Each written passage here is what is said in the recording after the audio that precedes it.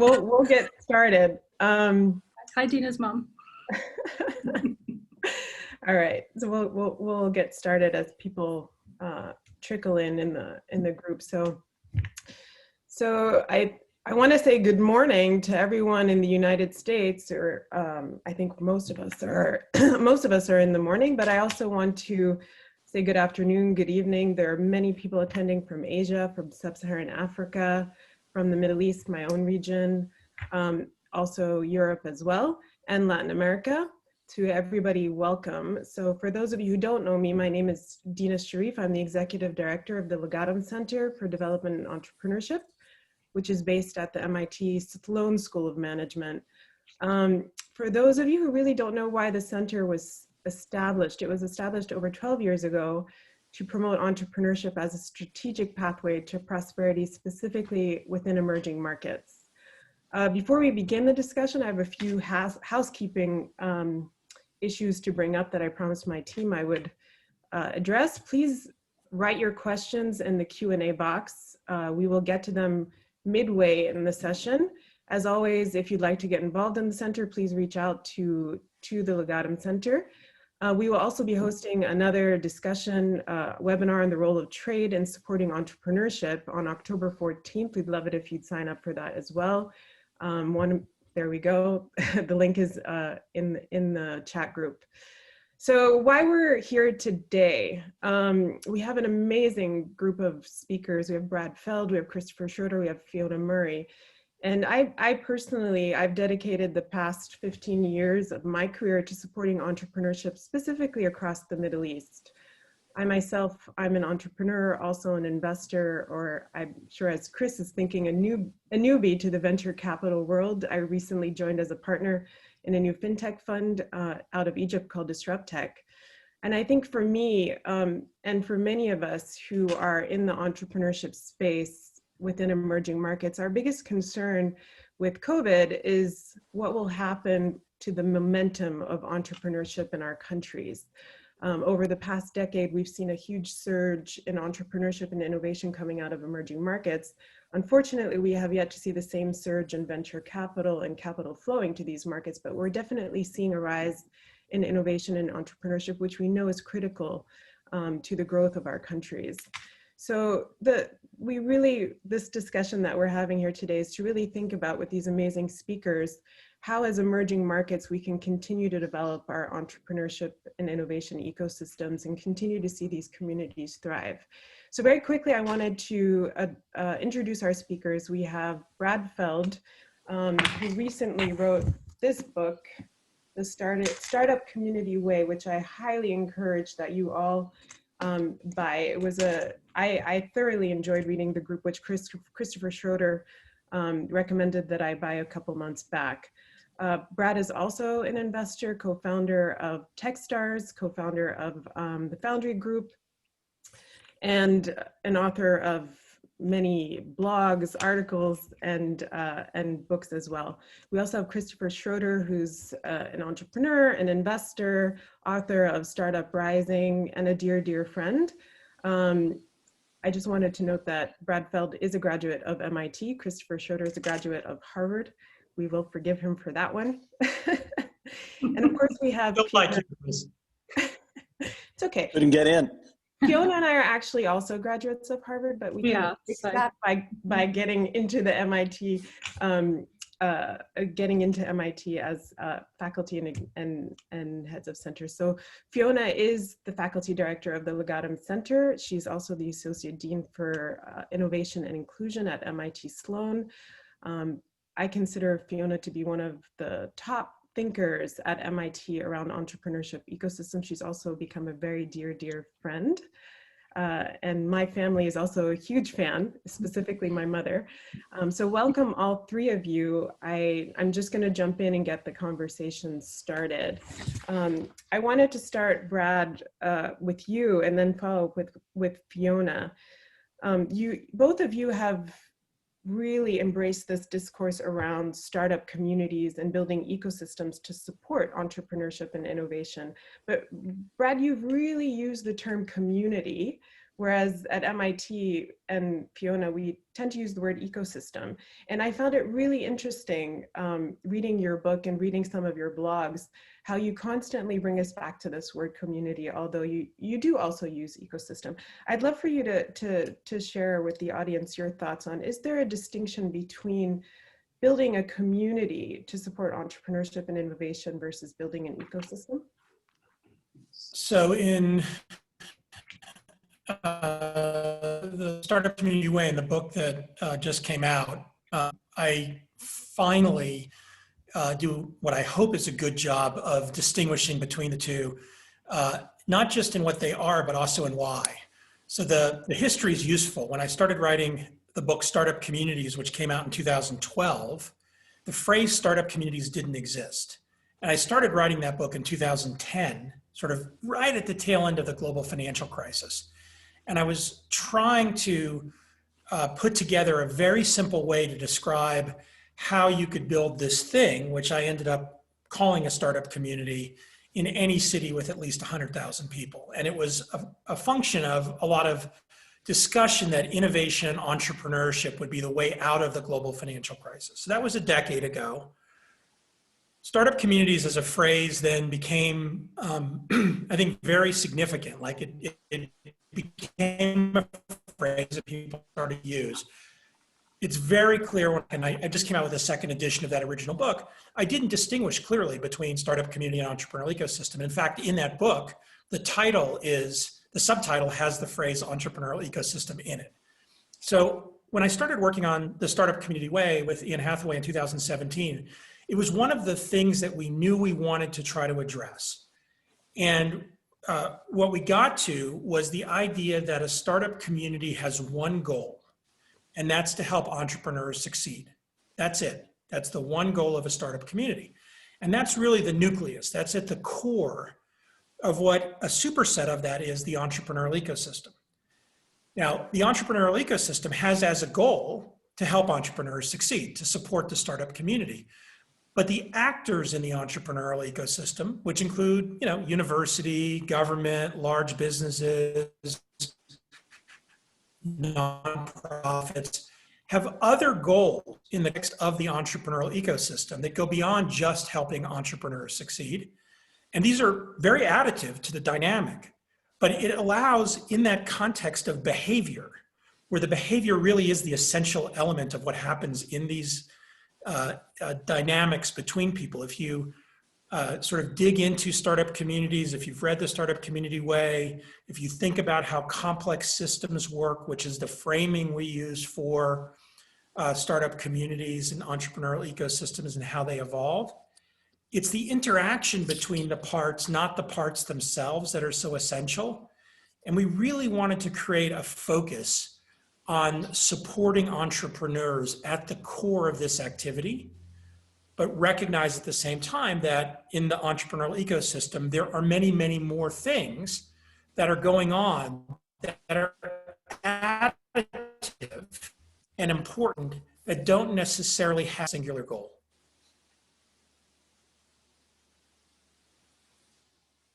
Fiona. Dina, well, first, thank you. And I just want to share my thanks to you for organizing this, and also my appreciation to both Brad and Christopher, who I enjoy reading the things that you have written. And it's really very nice to be in conversation again. This is not the first time we've had a chance to be in conversation, although I think it's the first time the three of us have got together.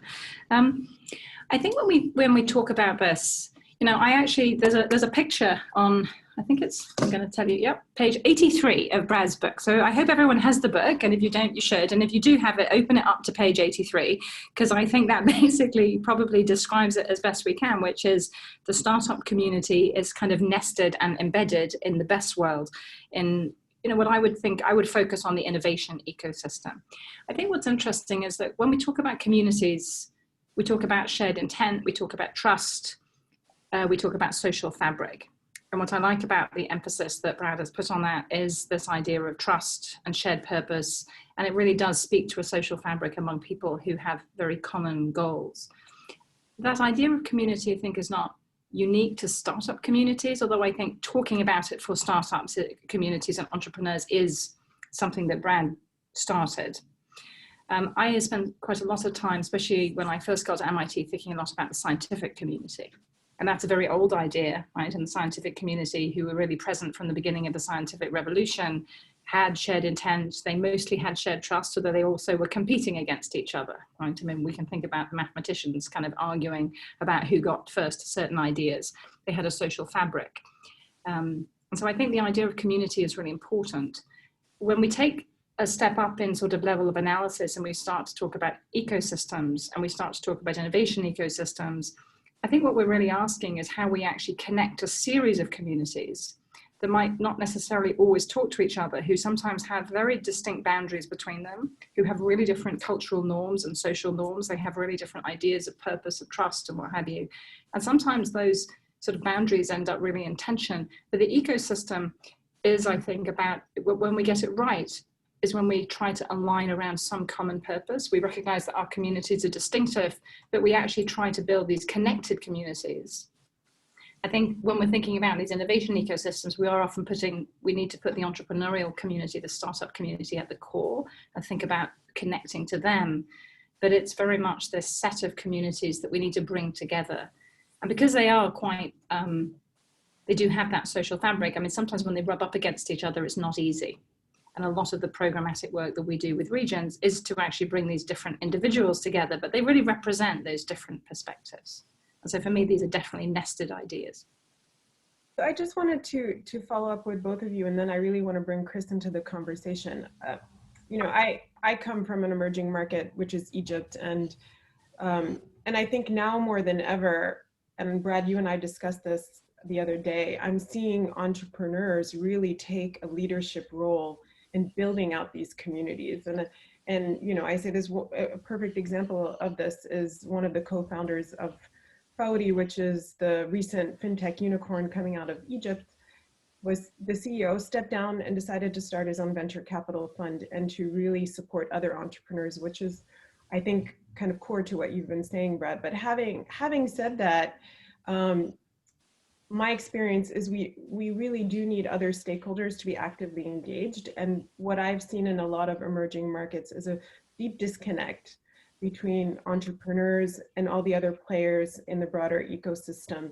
And I'm wondering if you could both shed a little bit of light on how do we get more cohesion, number one, and number two, Brad, I'm going to quote Brad on page 17 of your book. You said one of the things is you don't have to wait. You don't need everyone to be on board. Who do we absolutely need to be on board to start seeing these ecosystems thrive? And who is perhaps maybe not essential? I leave it to either of you to go first. Happy to start, because I think it hits on a couple of things. And it also touches on a mistake I made in Startup Communities in the 2012 book, which I've fixed in a second edition, and we address very differently. We address differently in the Startup Community way. In the first book, I said, I separated the world into two categories, leaders and feeders. And I said that entrepreneurs are the leaders and have to be the leaders, and you need a critical mass of them. You don't need all the entrepreneurs in a startup community to be leaders, but you need a critical mass, which might be half a dozen or so. And everybody else is a feeder. There were two mistakes that I made in that language, and I just didn't work hard enough on the language. One was I created a one-up, one-down relationship between leaders and feeders inadvertently. I didn't mean to. I meant them as the same. They both have very significant importance, but they're different. And as a result, I should have called them apples and papayas. I should have used neutral language there. That was problem number one. Problem number two was I didn't give voice to the people who work for the organizations that I classify as feeders, who play a leadership role. And the real distinction, so fast forward to what the correct distinction, at least in my framing is there are three different categories. There are leaders, instigators, feeders. Leaders and instigators are people. Feeders are organizations. And the point that I was trying to make with that, the instigators, by the way, are people who work for feeders, for organizations who play a leadership role. And then leaders are entrepreneurs. In the context of that, what you have is you have this linkage between the organizations who have a top-down hierarchical approach to the world and try to organize things. And organizations try to organize, that's what they do, which is antithetical to the growth, development, and evolution of a startup community or a complex system, which is one that's a network-driven model. It's one that cuts across boundaries. It's one, there is no president of the startup community or vice president of membership. You're operating in this network model.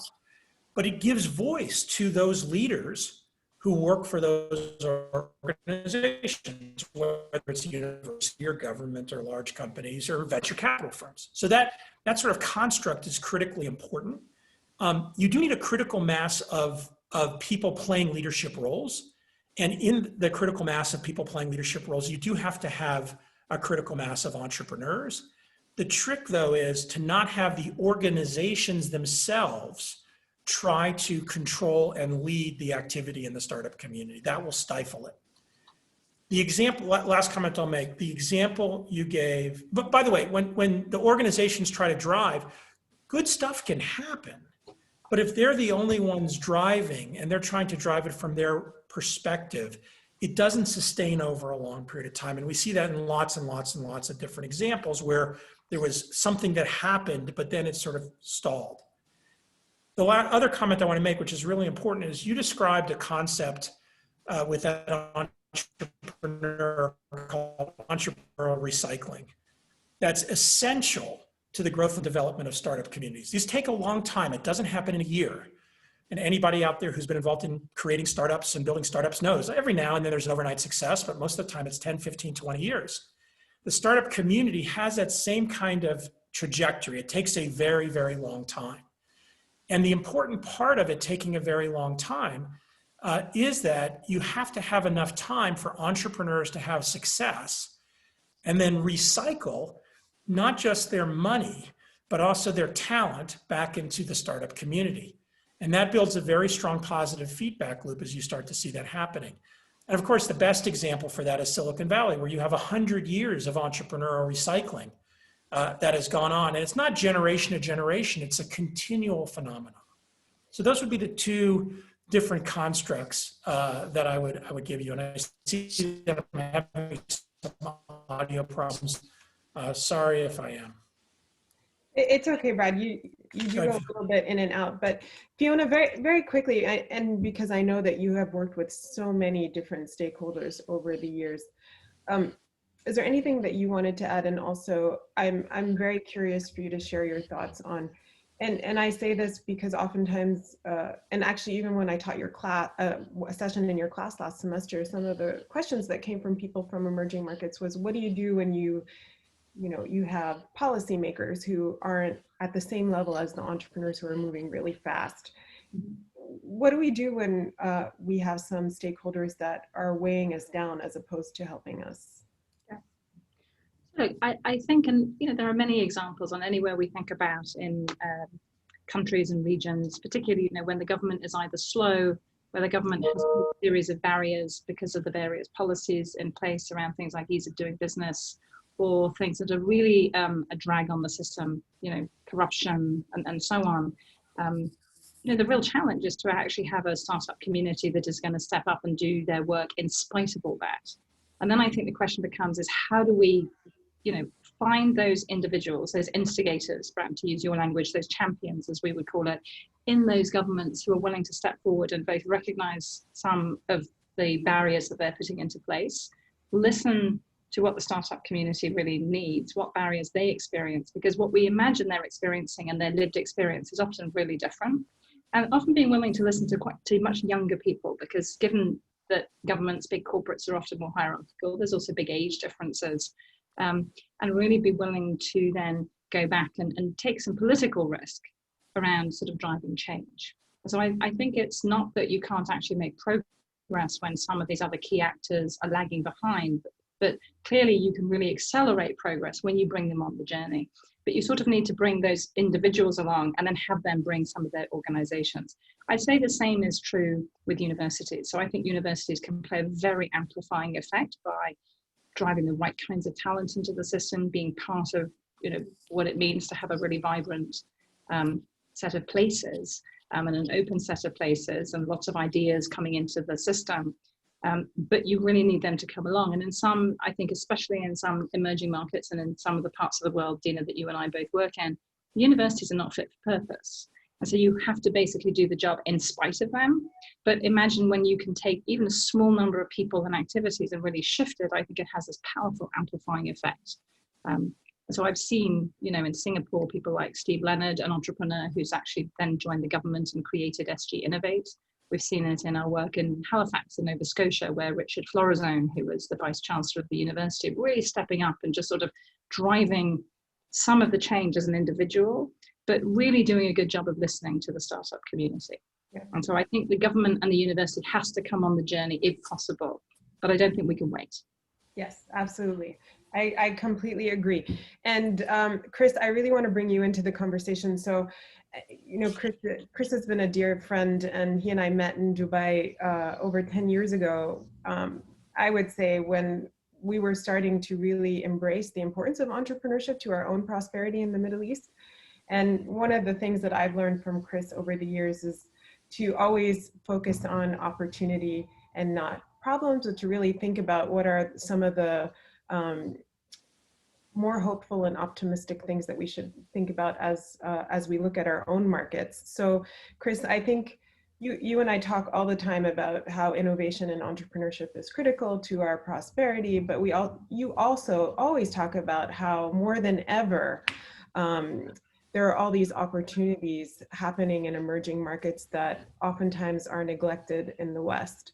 What are some of the opportunities that you're seeing coming out of emerging markets, and what are your thoughts, having spent so much time in the Middle East, but also now recently in Asia? What are some of your thoughts about how our entrepreneurship communities and ecosystems are developing? Well, Dina, first of all, thank you for having me be a part of this and with this amazing, august group that you've pulled together. I'm honored. I want to underscore that in a way to go after opportunity. It's actually something that Brad touched on before about this dynamic of the top down and the bottom up. And one of my favorite quotes that I use all the time, and it was in my book, came from you almost 10 years ago. With all your experience, how you made very clear that top-down thinking, top-down institutions tend to think of people as problems to be solved. You poor people, or you people with challenges, we will solve you. But the phenomenon that Brad, I think, describes so well, and he does so well in his amazing book, is very much a bottom-up phenomenon. And as you defined it, bottom-up, look at people as assets to be unleashed. Not problems to be solved, but assets to be unleashed. And I think in that lies a fair amount of the answer to your question, because I'm seeing opportunity everywhere, because there is so much opportunity to be fulfilled, with the difference that, one, there are more tools in people's hands around the world to actually go and solve these problems. But secondly, at the same time, there are more people who have actually done it, stepped into it, have learned how to do it, have the empowerment and encouragement that they themselves can do it because they've seen other women and men do it in other places, which I think is unleashing something very powerful. I think Fiona was very clear and correct overall about government, but I actually believe there's some opportunity that is being developed there. We can talk about Singapore as a no-brainer kind of idea of this. I was on the call just before this with the UAE government. Both those countries are embracing innovation and helping entrepreneurship, frankly, way ahead in my view of what the United States is doing. But the fact of the matter is, it surprises us to know that in places like Brazil and Indonesia, the governments are proactively meeting with entrepreneurs, getting involved in the entrepreneurial communities to not just rejigger previous laws and regulations, but to think about fintech, for example, regulations on their own terms. And so to me, the idea that we often think the best thing government can do is step out of the way is still sometimes true, but sometimes there's actually opportunity in what I've just described. The second thing is that I think there's unbelievable opportunity in the acceleration that has happened because of COVID. And it's become a bit of a cliche to say that we've had now 10 years of human adoption of behavior rolled into 2 months, but we've effectively had 10 years of behavior rolled into 2 months. People around the world are buying things and comfortable having them delivered in ways that they were only beginning to touch on before. They're using mobile money when previously they weren't even willing to have a credit card. People who did not have access to banking or financial transactions are beginning to find access to them. Shipping companies are finding innovative ways to move goods and services. EdTech and telehealth, which has been discussed for a very long time, actually is taking root in an empowerment and an idea, because so many people around the world have been forced to deal with it. And that's only one of the accelerations. I mean, technology is an acceleration. We don't even know what 5G is about to leash on us and overall. And I think what ends up happening from all of this is that around the world, in emerging markets and beyond, entrepreneurs are creating solutions and opportunities on their terms. No longer are we in the era where America shows up to a tech-enabled country and wins, like Facebook or Twitter or whoever might have done this 10 years ago. Now people are building things, not one-stop shop, but on their own terms for their own markets. One, those markets are very large. And secondly, rising markets around the world share as much together, if not more, than they share with Silicon Valley. So the pattern recognition and learning from an entrepreneur in Jakarta or Cairo or Sao Paulo is much more shared in combination among themselves than the conversations they've had with Silicon Valley and New York. Final point is China is exhibit A to all of this. Because obviously, I mean, look, I was pitched yesterday an ed tech company that comes out of Silicon Valley. And when I got the woman talking a little bit about this idea, it was very, very interesting and everything else. She effectively came up with the idea because she had seen a version of it in China. So all of a sudden, we're copycatting China? Is that the world that we're in?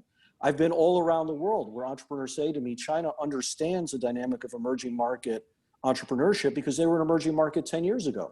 They understand what it means to navigate last mile logistics. They understand what it means to educate a consumer population who never had this education before. They know about navigating the regulatory kind of circumstances. They know about leapfrog. And so all of this is an environment, I think, of opportunity that, frankly, for me, the biggest question is, are American entrepreneurs and is the American ecosystem understanding this new globalism so they can engage in new and more effective ways than the old ways, which were fundamentally, we'll show up and teach you what you need to know. Like, those days are now over. And in some respects, to me, that's one of the most exciting opportunities of all. I 100% agree. So I would just add a follow-up, and then I'd love for Brad and Fiona to jump in as well. You know, I think a lot of people in the audience are also curious to know, and to your point, Chris, that there is a lot of emerging market to emerging market conversations and collaborations happening, but how do we start seeing a lot more connections between communities at the local level to the national level, to the regional level, to the global level? What do we need to start seeing a lot more of that collaboration happen, but a lot more of a deeper understanding? Because the reality is the bulk of venture capital is still very much in the United States, even though 60% of the world's economic growth is happening outside of it, specifically within emerging markets. So how do we start seeing stronger country-to-country networks evolve, but also more globally, how do we start seeing that evolve? I think Brad and Fiona will have some good and better insight on this, but there are two reflections that I would share. One is, it's almost a psychological thing, which is you have to believe that we're in an era of a new globalism. You have to say that Jakarta isn't a cute kind of thing as a sideshow that maybe I got burned in 10 or 15 years ago, but it's a country almost as large as the United States of America, with 80% mobile penetration and smartphone penetration, with people doing interesting things, and that solutions that are happening there might be in fact helpful elsewhere. So there's almost you almost have to shift your mental outlook that this isn't just a Western only, or maybe we'll give a little room to China only thing, but this is in fact a phenomenon of size and scale where innovators are not only succeeding on their own terms, I mean, bluntly, they're pushing back Western companies. I mean, there are reasons why for their own interests, but also for competitive interests, that Uber had to leave Southeast Asia. I mean, Grab effectively won. I would tell you Careem won in the Middle East. I mean, at the end of the day, Uber had to buy Careem because the team was great, the market was great, they understood their market. And by the way, if they didn't buy it, at the end of the day, a Chinese company might have. And these are entirely new kind of psychological dynamics. So I think that's a big part of it. But the second thing that I'd say is it's actually happening anyway, quietly. So I can't tell you the number of entrepreneurs. I just had a conversation 2 days ago with a B2B marketplace in the Philippines, and I was starting to talk about other companies in that space I've seen about, and he's already on a WhatsApp group with every one of the CEOs of every company that I met, because they're all sharing best practices with each other, because they all know that there's incredible learning to be shared in markets which are much more coherent to them than what's happening in America. And so some of this is just happening endemically, and I think what we can do is throw gasoline on that fire. Dina, if I could just jump in, I mean, I think, you know, one mental model one could have is a sort of hub and spoke model where kind of the US sits in the middle and everybody else kind of, you know, comes and pays homage. And I think with Silicon Valley that happened for a while, and sometimes it happens in Boston. I think that's the wrong way to think about it. I think everything that Christopher described and Brad describes is in fact about different places evolving with some similar patterns and with this sort of level of complexity and some of the uniqueness, and then learning from each other and finding the right lessons to take away. I think trying to get the homegrown dynamics work. So the recycling that Brad has talked about, and in fact Christopher has kind of implicitly suggested, right, with entrepreneurs kind of learning, doing well in their own markets, and then moving to adjacent markets within some of these emerging locations, I think is really what we need to be aiming for. The other thing I'd say though is I think embodied actually, Dina, in people like you and some of your network is a willingness of members of the entrepreneurial community and the startup community, not just to recycle their capital and their experience into the startup community, but to actually go into the academic world, to the universities, into the government, because sometimes talk about becoming effective instigators. And again, I'm going to use Brad's words because I think it helps us just level set. I've seen some, you know, it's always the case, I think, when you have people who bring that entrepreneurial experience to bear, but you put them in these other systems, they can be really frustrating, right? How frustrating is it to work in a government organization that's very bureaucratic, but you can bring a different mindset. And I think having the wisdom and the bravery to do that, and having those organizations be open to those people, and then those individuals networking. I think about the network that you brought to our work at the Legatum Center, and your you know, willingness and ability to work as an entrepreneur in risk capital, advising the government, and now in academia is a really powerful thing. And I think that that actually helps us move from these separate communities to the kind of ecosystem level of effectiveness. And I see much more of that happening again in some of the places Christopher's mentioned. You know, I see that, we see that happening, I think, in Ghana and Nigeria. We see that happening in other parts of Southeast Asia. And that really enables our entrepreneurs to then look to the government and say, actually, we can be part of your solution as system change agents, both with the startups that we create and then later taking responsibility for changing the system that we're working. And I think that's an interesting idea that is very different than how we might normally think of these very separate communities. I want to give an example of what Fiona just said, because I think it's extremely important. If you look at Colorado as an example, our current governor in Colorado is Jared Polis, who is a very successful multi-time entrepreneur. And the prior governor to Jared is John Hickenlooper, who was also a very successful entrepreneur. And so if you look at Colorado going back to 2011, we've had entrepreneurs as our governor. And if you look at the dynamics of Colorado as a state, and much of the engagement in the state in terms of its own growth and health, there's an enormous amount of linkage between the public and the private sector in terms of public sector, private sector collaboration. Pre-COVID, in terms of just the growth and health across the state, and Colorado is a complicated state because 80% of our population lives in 20% of the land mass. And yet there's a huge amount of people and movement in and out of Colorado because of the ski resorts throughout all of Western Colorado. Overall, it's a very healthy state in terms of growth and entrepreneurship.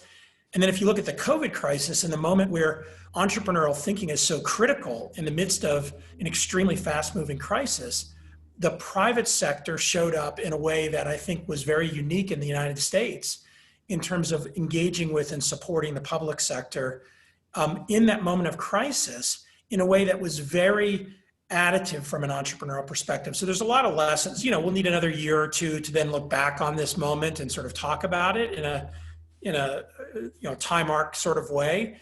But it's a great example of what Fiona just said, because those leaders understood how to bring entrepreneurial thinking to the mix versus it being foreign to them. The other comment that I'd make, which just, you know, off of you said we're still, you know, the preponderance of capital in the U.S. That's not true anymore. There's over the last decade, there's been I think if you want to go back 10 years, you could say 80% of venture capital was US based or some number like that. And I think it's now less than 50% of the global venture capital. It's true. China is an enormous other percentage of that mix. So US and China might add up to 70%, or I don't know what the number is, but something like that. But even with that, you're starting to see much more distribution of capital around the world. And also even within the US, in the last 5 years, there's been a lot of movement of capital outside. The three cities that get talked about over and over again are Silicon Valley, which is of course not a city, but a bunch of cities, Boston and New York, and that being the majority of venture capital. There's been a lot of focus and effort on more democratization of capital flows in the US. In my own experience as an investor over 25 years, living in Boston until 95, but then living here in Boulder since 1995, is that money follows entrepreneurship, not the other way around. And I think that government and traditional sort of institutional thinking often is, we need more venture capital here to generate more entrepreneurship. And I have never really seen that work. There are elements of it that sometimes work, but generally speaking, what happens is if you take a long-term view and you focus bottom up on the company creation phenomena, money is very mobile. By the way, it's even more mobile, to use Chris's example of the current world that we're living in, where we're all, working remotely. Like, geography is mattering less and less in some ways.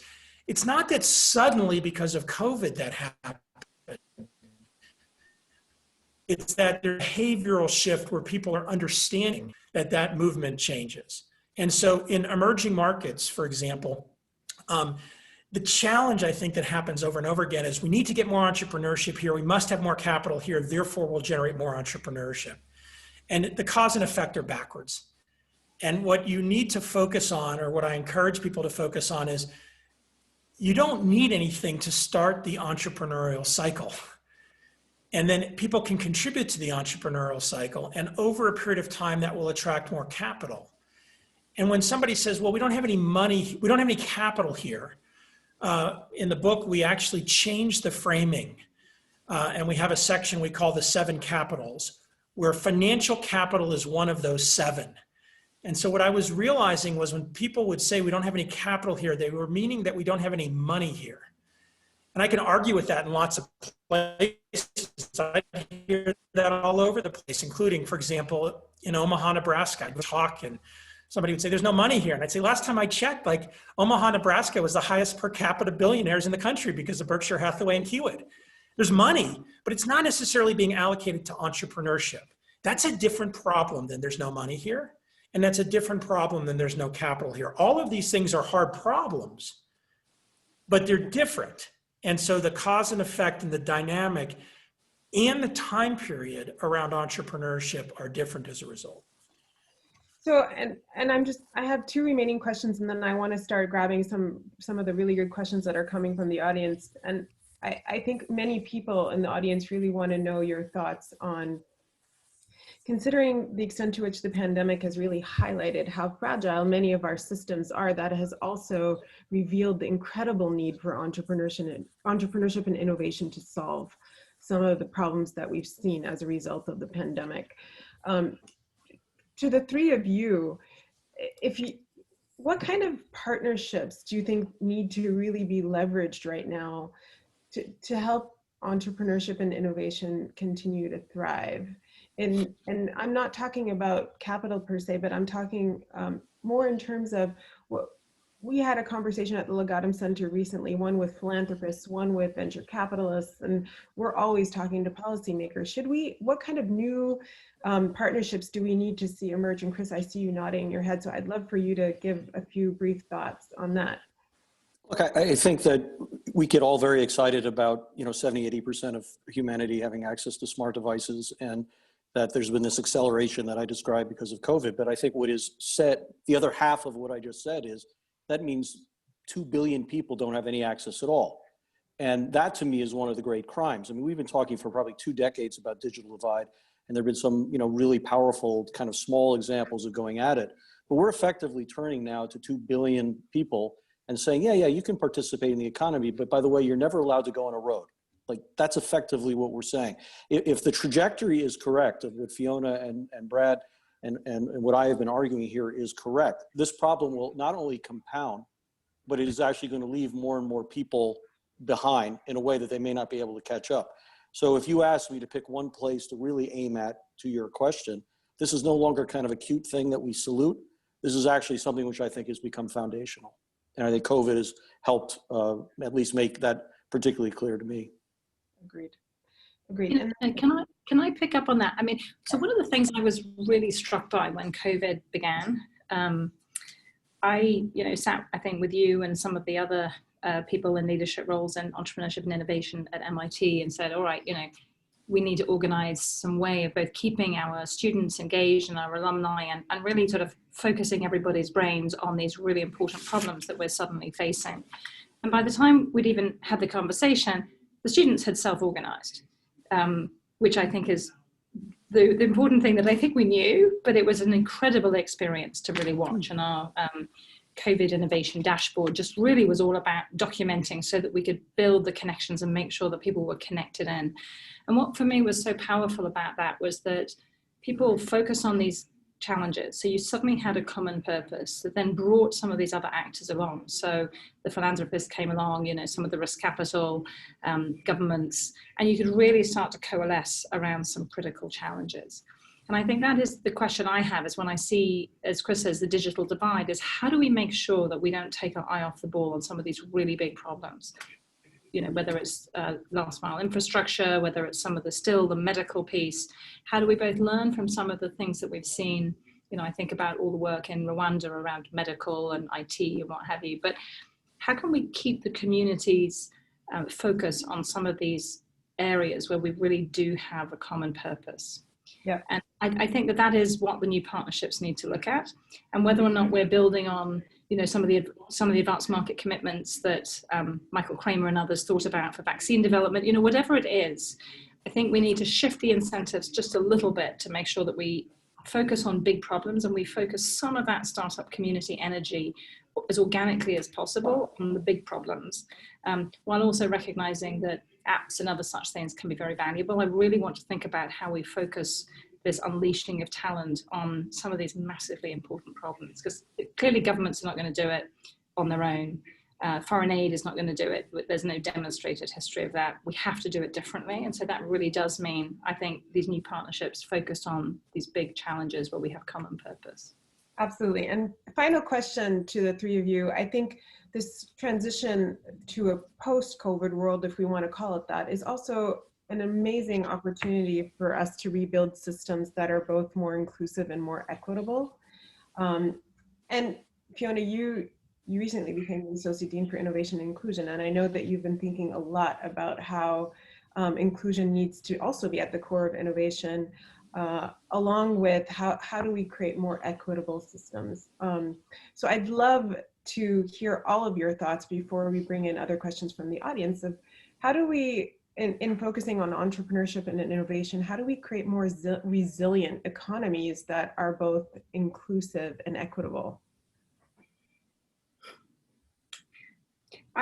Dina, can I frame that really as a question? I'd love to know what the others think. So here's my challenge with a lot of this is, I think, Brad, you used the expression topophilia, right? Love of place. Yeah, topophilia. Topophilia, thank you. That sounds like a terrible disease. I also, when we talk about communities, we talk about homophily, right? Which is that birds of a feather flock together. People like to spend time with people who are like them. And so I think that communities are not naturally inclusive. And while we might want our startup communities to be kind of naturally inclusive, I don't think they are, because they're made up of human beings who are homophilous by kind of practice and behavior. And so the question I have is, how do we then somehow weave in inclusion into the core of our culture and our norms? And I've certainly seen that there are some incredibly inspiring examples, actually, Dina, from your part or from the Middle East and beyond. I think about our friend Hala in Lebanon and Amal in Saudi and Najla and Sharjah and others. When successful female entrepreneurs and leaders step forward into these roles, they sort of unleash something that has to do, I think, with role models and mentoring that sort of enables some of these inclusive dynamics. And I think we have an opportunity to sort of leapfrog some of the US dynamics and try and do things differently. But I'm not completely sure that I know how exactly to rewire to overcome this very natural tendency of both love of place, but also, frankly, love of people who are more like us. And so that's the tension that I just think is really important to both sort of put on the table and try and solve. Chris, Brad, do you have any comments on that real quick before I open up from the audience? Brad?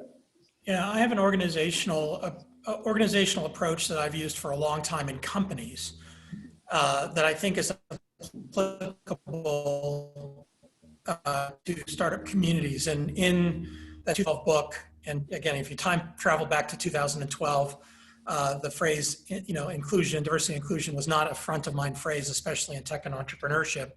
The third principle of what I called the Boulder thesis is you have to be inclusive of anyone who wants to engage in the startup community. So as a value, it's critical. I think Fiona's comment about the challenge of human beings being inclusive is absolutely an essential comment. It's not the natural behavior. It's also historically in tech companies not been the natural behavior. If you think about the way tech companies talk about things, they talk about culture fit. And I think culture fit is a disgusting phrase. I think it's an unbelievably limiting phrase. And I actually think the word culture in the context of companies is a terrible phrase. I try to substitute the phrase cultural norms. And Fiona, I saw Fiona use the phrase norms. Mm-hmm. And that's important because you shift away from the absolute definition of what culture is, and you get to define your norms, where your norms can include things like inclusiveness, diversity, etc. Then you try to subscribe to the norms, and instead of culture fit, I use the phrase culture add. So every time you engage someone in your company, you're trying to add to your culture in the context of your norms. Somebody used the phrase culture enhancement yesterday. I heard it for the first time. I haven't decided whether I like that better than culture add. They're the same, right? You're trying to extend the dynamics of what are going on versus create a monoculture or create a sort of folding in of itself.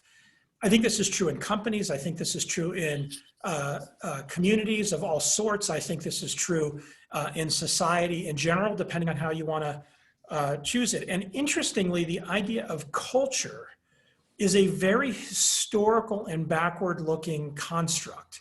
There's nothing wrong with it. But I think in the context of saying we have a culture in our company, we have a culture in our startup community, it's very limiting.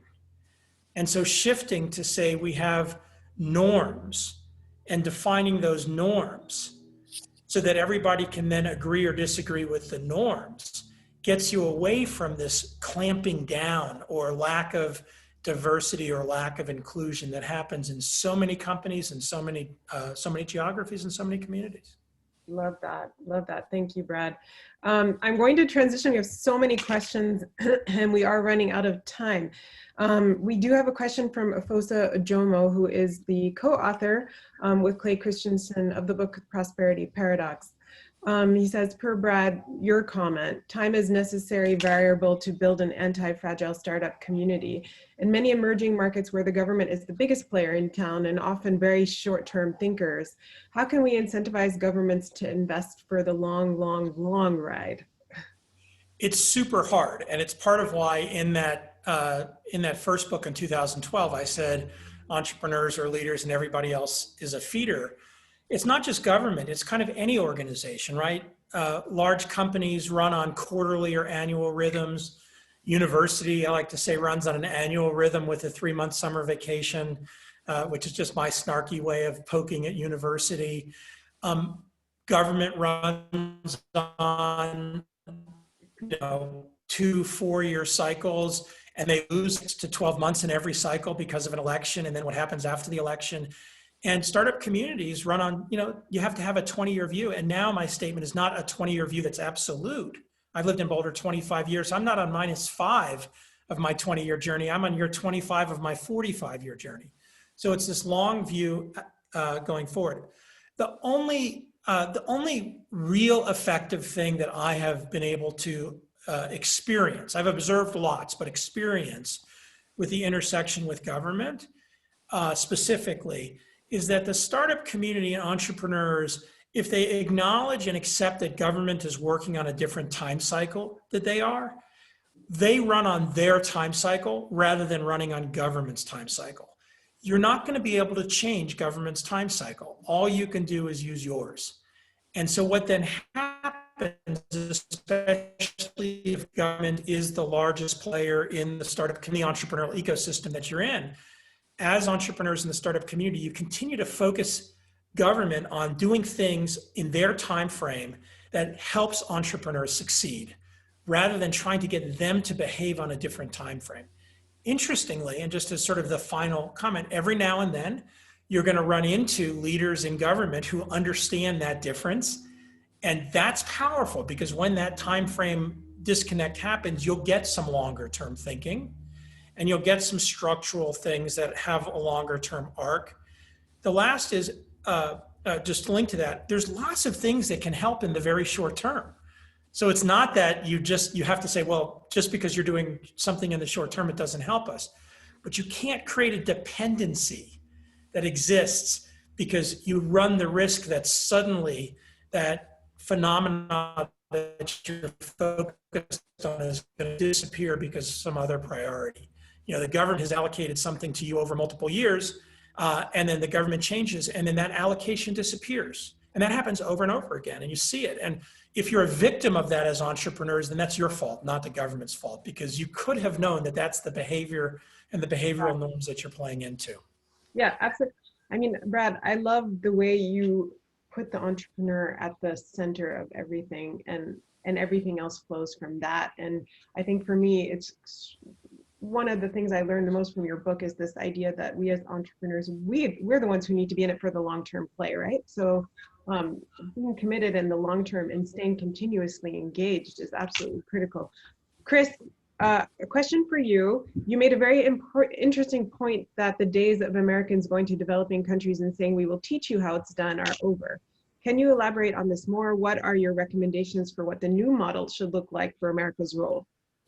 The new model is co-authorship. In some respects, it's the best model of what has been done in entrepreneurship within the borders of America, but now it's something there, which is a presumption that there's a lot that we can bring to the table, and a lot of experiences that is valuable, that we're always meeting with people who have their own expertise and an own understanding of what's happening, not only in their backyards, but even technologically, or how product needs to be developed for those areas. And it is a co-authorship. That's for me, the watchword for 21st century co-engagement. The idea that anybody is sort of simply saying, you do it my way. If you want to be a tech company, you've got a headquarter in Silicon Valley, or you got a headquarter in Beijing.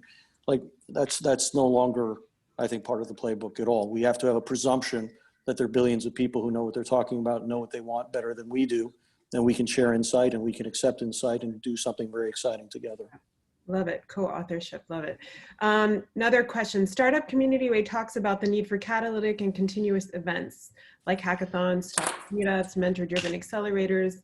And Fiona as well has written quite a bit about this topic in particular. What examples of those have you seen in emerging markets? What has been helpful in instigating those kinds of events? I leave this to Brad, Fiona, whoever wants to answer. I've had the opportunity and the honor of working with teams in our REAP program from Lebanon, from Saudi, from Lima, and I think they're using many of the similar sorts of approaches. So whether it be hackathons and accelerators, I was really struck when we worked with our very first team from Saudi, from Al Madinah, their work on hacking the Hajj, thinking about that as a huge sort of market opportunity, a huge challenge in the sense that you have many, many people coming together who all really need support around whether it be food and health and location and just engagement, and thinking about the opportunity that presents.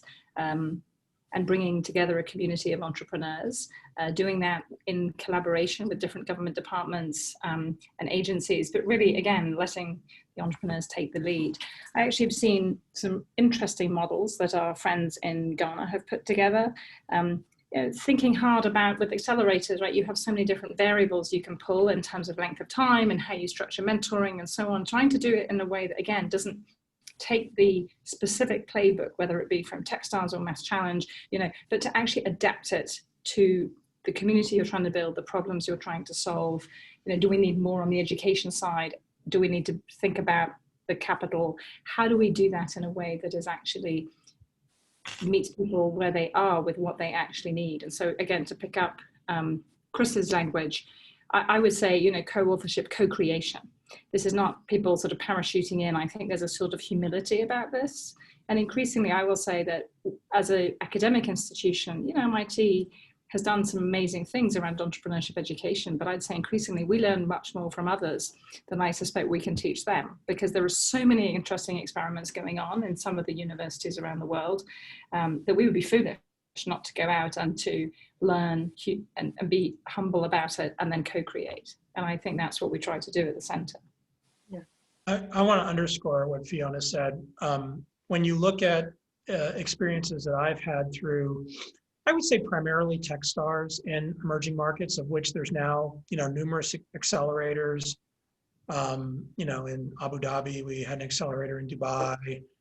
We also have startup weekends that have happened all over the world. And in fact, at the beginning of Startup Community Way, I talk about an example of that in a moment where there was a startup weekend in a country in the Middle East, and sort of my experience interacting in Las Vegas with that entrepreneur. The key is, again, it being a local bottom-up phenomena. When Techstars shows up in a country or in a city, it's not Techstars saying, here's how you do it. It's Techstars having a framework, recruiting a local managing director who's part of the startup community to run it, recruiting mentors who are mentors in the region and successful entrepreneurs in the region, and then connecting that accelerator or that program into the global Techstars network. And so it's showing up, and we'll use Chris's word, co-creation. It's showing up, creating something in the region, but with the leadership of the people in the region driving it.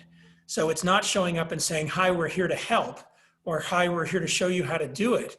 It's, hi, we're bringing some resources here. We want to be part of this with you. We want to learn from you, and then we want to have it reflect back on everything else that's going on. And that mindset, I think, is so essential. At the same time, it's completely entrepreneur driven in many cases. So my partner Seth Levine and I are supporters of a program called Gaza Strip Geeks. And it's amazing, right? It's just amazing. Gaza Sky Geeks, sorry. It's just amazing to see not just the short-term impact. We wrote, both of us wrote a check at in the very beginning when they were doing a crowdsourcing thing. Seth's actually quite engaged in a number of things in that region. We personally invested in a handful of funds in Palestine and in Israel, and sort of the dynamics of that overlap and the linkage between the two in a hopefully constructive way. Not where we're trying to do anything but support. The interesting phenomena is to watch over a 5-year period of time all of the things that emerge from that, from the bottom up, from the entrepreneurs, and to start to see the change really dramatically start to happen as a result of the entrepreneurial leaders. So I would just come back to all of these events, all of these activities that are so essential, not just cocktail parties and networking events and Entrepreneur of the Year events and convening events, but actually practicing entrepreneurship together, or using entrepreneurship to make functional change in the dynamic of what's going on. When the entrepreneurs are driving it, magic happens. Yeah, Absolutely. So I want to ask all of you, there's so many questions and we're out of time, unfortunately, but one question that was raised that I think is very interesting. There are many of us, many entrepreneurs who are taking on that leadership role and who are playing pivotal roles within their entrepreneurship communities and their markets. And one of the concerns is how do you, and I think all three of you have said we really need to be in this for the long term. How do you prevent burnout? How do you stay committed in the long term, knowing that, you know, entrepreneurship is a very demanding space from whatever angle, graduating from entrepreneur to investor to being an academic promoting the space, all of this requires a lot of effort and time. So how do we prevent burnout, and how do we all stay committed in the long term while we're still energetic and able to give back? I'm going to start because I don't want to have the last word on this one. I'm about to turn 55, and I have struggled with this for my entire adult life.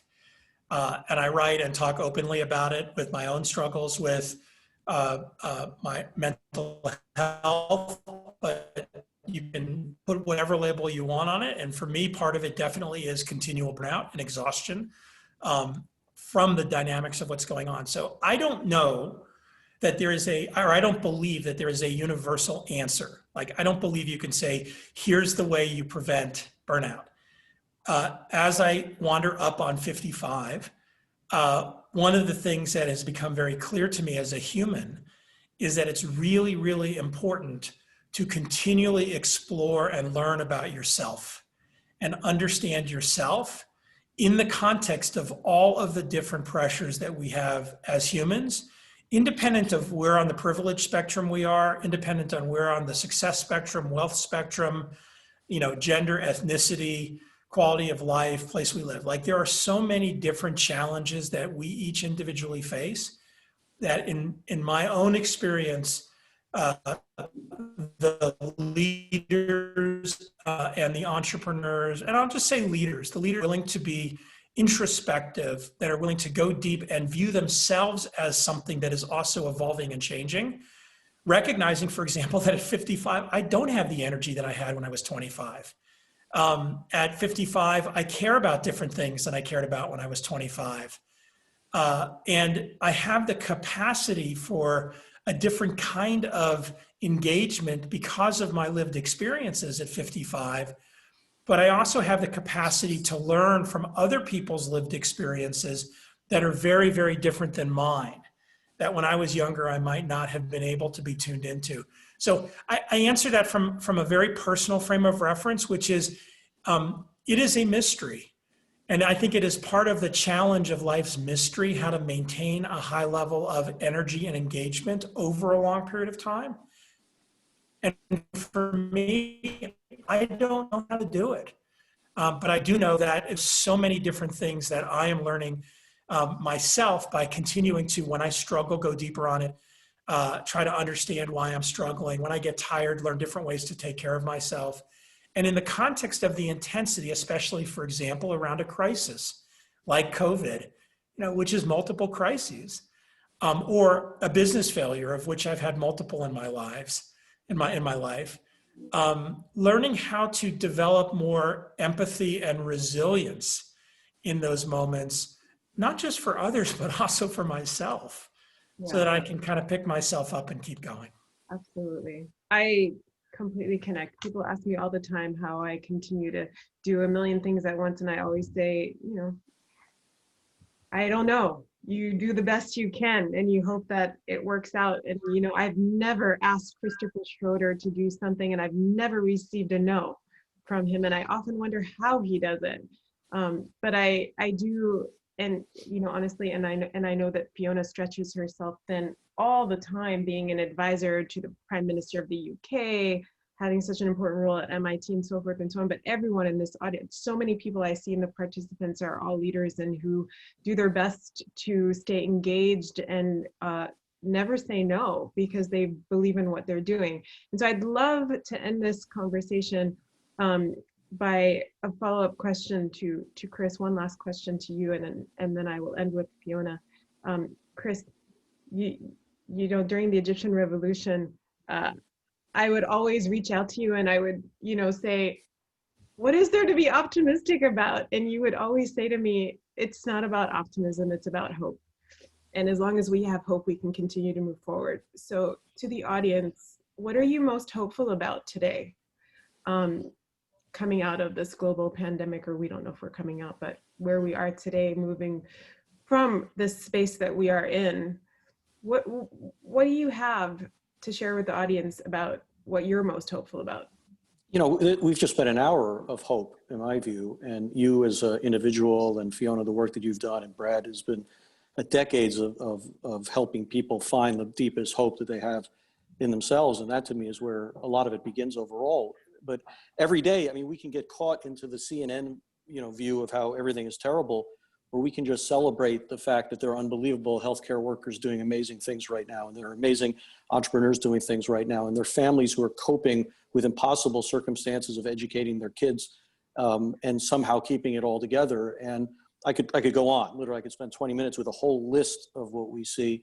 And it is from that from the ashes of what we've come through, I think that there's going to be amazing opportunities if we are willing to step up. And so that for me is deeply hopeful. Yeah. Fiona, there were a couple questions from the audience about why the Legatum Center, and why is the Legatum Center so critical at this particular moment in time, and why should more people get involved and engaged with us? I think everything that we've talked about reminds us that we are at a moment, and I think we have been for some time, where there are such tremendous opportunities. And if we think about entrepreneurship and innovation and these communities and these innovation ecosystems as something that's well beyond an American phenomena or even a European one. But in fact, this is something that I think if we can, as we get these communities going, these extraordinary market opportunities that can solve huge and important problems, and we unleash this extraordinary amount of global talent. And what I love about the center is the fact that we have students who are so deeply committed to what they're doing, to their entrepreneurial journeys. We try to support them in the way that works for them. And they go either home or they go to countries that they care deeply about. They pick those places where they want to be, and they make such a difference. And they don't just sort of pass through our corridors and then leave. They become part of this extended community, frankly, to use that word. And we keep in touch with them, and it's learning from their successes and helping them through the difficult patches that I think is so energizing. And it's such a privilege to get to do that. Yeah. So for me, that's why. Thank you. Brad, one last question. There have been many questions from the audience about advice you would have from entrepreneurs considering everything that's happened with COVID and the many struggles that entrepreneurs continue to face. What is one piece of advice that you have to give to these entrepreneurial leaders across the world who are in the audience and who will listen to this at a later time? I have two. I can't give one. One is take the long view. Just recognize that entrepreneurship is a long arc phenomena, and you're in a moment in time where your business might be benefiting from COVID, or your business might be really suffering from COVID. But it is a long arc. And so pay attention to the long arc. And it's linked to the second thing, which is the next decade is going to be an incredible time for entrepreneurs because COVID has stressed and broken an extraordinary number of incumbent behaviors, not just companies, but behaviors. And as a result, that dynamic will have a profound impact on how things in our world work.